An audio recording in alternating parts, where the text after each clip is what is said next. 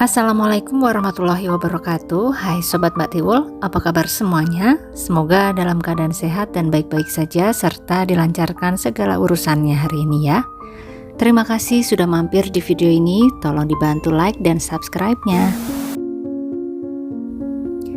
Di suatu malam Ramadan tahun 2024 lalu terjadi sebuah peristiwa yang cukup menghebohkan Desa Kesio, Kecamatan Lalolai, Kabupaten Kolaka Timur, di mana ada seorang pemuda yang rela melakukan hal yang merugikan dirinya sendiri demi memperjuangkan keadilan bagi sang ibu tercinta. Karena baginya siapapun yang berani berlaku tidak pantas kepada ibunya harus berhadapan dengannya, sekalipun nyawa atau masa depan yang menjadi taruhannya. Apa yang terjadi? Kita ikuti video ini sampai akhir ya sobat.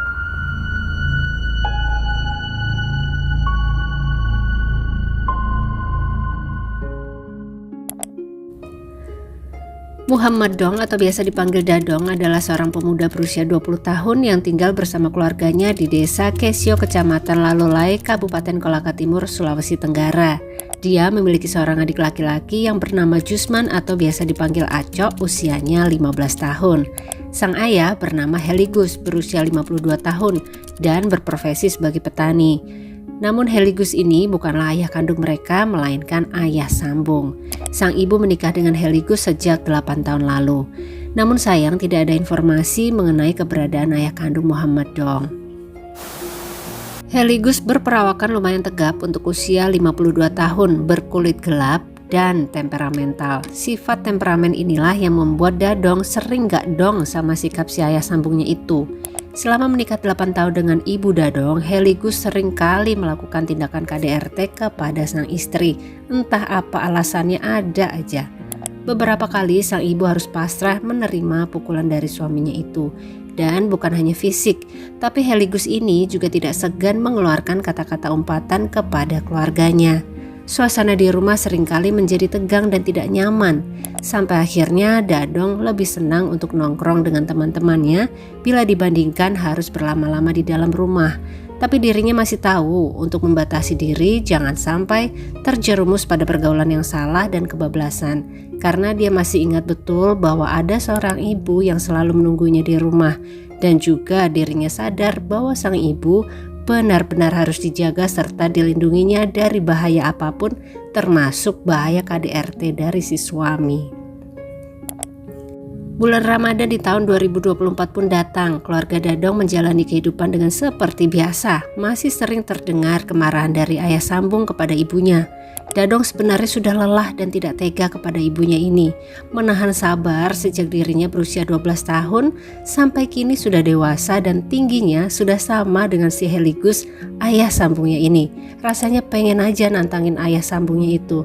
Tapi lagi-lagi sang ibu mengingatkan untuk sabar. Ibu masih bisa menghadapi Heligus. Hingga tibalah suatu malam di tanggal 2 April 2024 atau seminggu sebelum lebaran sobat. Terjadilah sebuah peristiwa besar dalam kehidupan keluarga Dadong. Malam itu Dadong sedang asik nongkrong dan ngobrol bersama teman-temannya di Kecamatan Muwewe, cukup jauh dari rumahnya. Jarak tempuh sekitar 20-30 menit dengan kendaraan. Di tengah-tengah serunya perbincangan, handphone Dadong berbunyi dan setelah dilihat ternyata panggilan dari Acok sang adik. Hati Dadong sudah dak-dik-duk. Tumben-tumbennya si adik ini nelpon. Jangan-jangan terjadi sesuatu di rumah. Di tengah kegalauan itu, Dadong sembari mengangkat teleponnya dan dengan cepat tiba-tiba dari seberang telepon sang adik tampak panik meminta sang kakak untuk pulang. "Kakak, mama dipukul, pulang kok dulu." Sangat terasa kepanikan di dalam suara sang adik kali ini. Padahal terjadinya KDRT kepada sang ibu sudah cukup sering. Tapi kenapa kali ini Acok sampai meminta dirinya untuk pulang?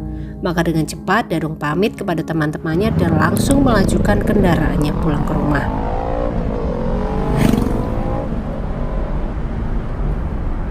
Dan sekitar pukul setengah 10 malam, Dadong pun sampai di rumah. Sesampainya di sana ternyata lingkungan desa sudah cukup ramai oleh tetangga yang menolong ibunya.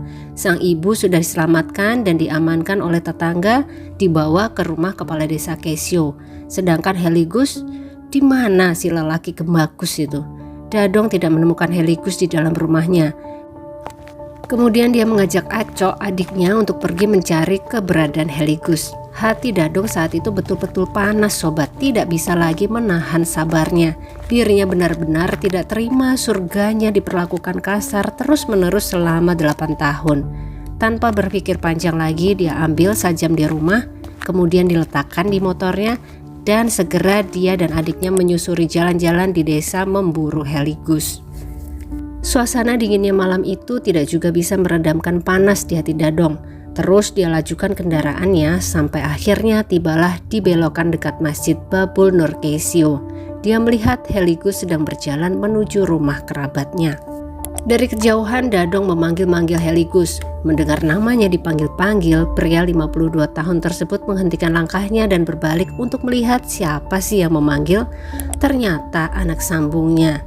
Dadong pun menghentikan motornya, dia turun dari jok kemudi, segera dia hampiri ayah sambungnya itu, kemudian dengan emosi tinggi dia tanya kepada Heligus, "Kenapa kau parangi mamaku?"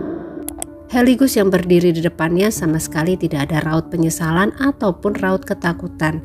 Malah Heligus menjawab dengan tidak kalah kasar, dengan sebuah umpatan sangat kasar dalam bahasa daerah yang halusnya kira-kira menjawab, "Emangnya kenapa?" Balik menantang.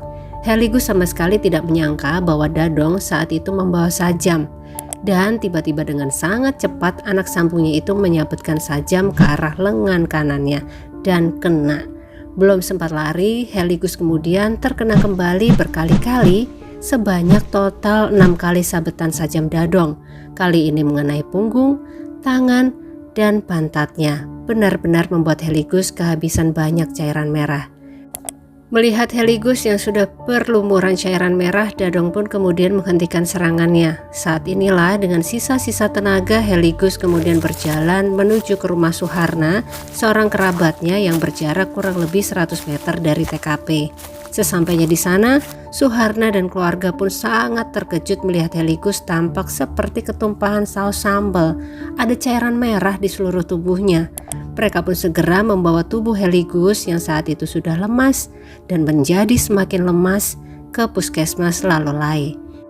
Sesampainya di puskesmas, tenaga medis melakukan segala pertolongan pertama yang mereka bisa lakukan, namun sepertinya sudah terlambat sobat karena cairan merah sudah terlalu banyak keluar. Maka akhirnya pada pukul 10 malam Heligus pun dinyatakan tiada. Heligus tidak lagi bisa melakukan KDRT kepada istrinya. Lalu kemana perginya Dadong si pemuda itu? Ternyata sobat, setelah menyerang Heligus si ayah sambung, Dadong langsung pergi menyerahkan diri ke polisi. Di kantor polisi dia mengakui semuanya, dan di sana dia juga menyerahkan sajam yang dia gunakan sebagai barang bukti. Dan kepada polisi dia mengatakan bahwa satu-satunya motif melakukan penyerangan tersebut adalah karena dia sudah tidak tahan lagi melihat perlakuan Heligus kepada ibu kandungnya. Khawatir bila Heligus tidak dihabisi dulu, maka nyawa sang ibulah yang nanti akan menjadi taruhannya. Dan Dadong sama sekali tidak bisa membayangkan hal tersebut. Dia sangat menyayangi ibunya. Kasus Dadong ini pun kemudian dibawa ke Polres Kolaka Timur untuk diusut tuntas. Dan atas tindakannya itu Dadong terancam dijerat pasal 338 KUHP subsidiar 351 ayat 3 dengan hukuman maksimal 15 tahun. Kali ini sepertinya tindakan Dadong tidak sepenuhnya salah ya sobat. Seperti bentuk pembelaan diri, di mana sang ibu tidak bisa melakukan pembelaan diri, jadi Dadong sebagai anaklah yang mengambil peran tersebut. Semoga saja Dadong di dalam penjara bisa berkelakuan baik dan mendapat hukuman yang tidak terlalu berat ya. Atau bagaimana kalau pendapat dari sobat semua? Apa yang akan kalian lakukan kalau jadi Dadong ini? Tulis pendapatnya di kolom komentar ya, Pak Tiwul tunggu.